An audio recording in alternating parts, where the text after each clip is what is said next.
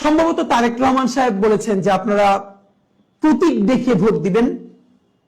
আপনাদেরকে বিনীত অনুরোধ করি, আপনারা শুধু প্রতীক দেখে নয়, আপনারা প্রধানত প্রার্থী দেখে ভোট দিবেন, প্রতীক নয়, প্রার্থী দেখে ভোট দিবেন।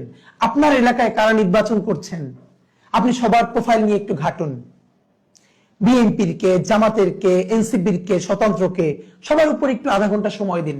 দেখেন, একবার ভালো একটা মানুষকে ভোট দিবেন, 5টা বছর ভালো থাকবেন। আপনি ভালো থাকবেন, আপনার পরিবার ভালো থাকবে, আপনার এলাকা ভালো থাকবে, আপনার দেশটা ভালো থাকবে। আর আপনি যদি ভুল সিলেকশন করেন, আমরা কেউ ভালো থাকবো না।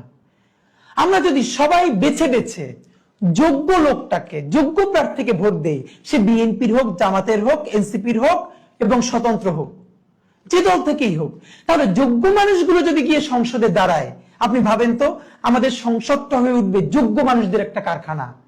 তুমুল ঝগড়া হবে, বিতর্ক হবে যোগ্য মানুষদের সাথে পলিসি নিয়ে। সেখানে কেউ যাত্রা করবে না, আর কেউ গান গাইবে না জনগণের পয়সায়, সংসদে নাটক করবে না, যাত্রাপালা করবে না। সুতরাং প্লিজ প্রতীক দেখে নয়, যোগ্য প্রার্থীকে ভোট দিন, সে যেই দলেরই হোক।